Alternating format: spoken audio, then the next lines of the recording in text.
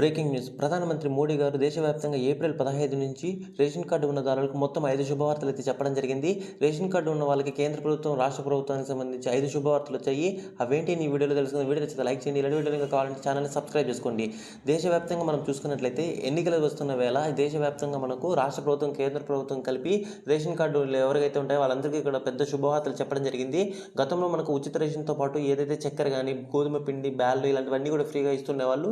ఇప్పుడు ఎన్నికలు వస్తున్న వేళ ఇవి మళ్ళీ కొనసాగించాలనేసి కేంద్ర ప్రభుత్వం, రాష్ట్ర ప్రభుత్వం అయితే నిర్ణయించుకోవడం జరిగింది.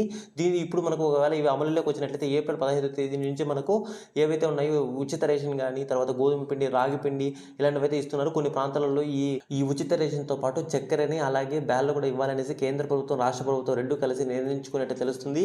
ఇవి రెండు అమలులోకి వచ్చినట్లయితే ఏప్రిల్ 15వ తేదీ నుంచి నెక్స్ట్ మంత్ నుంచి మీకు ఇది కనుక అమలు చేసినట్లయితే మీకు దీనికి ఉచిత రేషన్తో పాటు బ్యాళ్ళు అలాగే రాగి పిండి, గోధుమ పిండి కూడా ఇవ్వాలనేసి అయితే వీళ్ళు నిర్ణయించుకోవడం జరిగింది.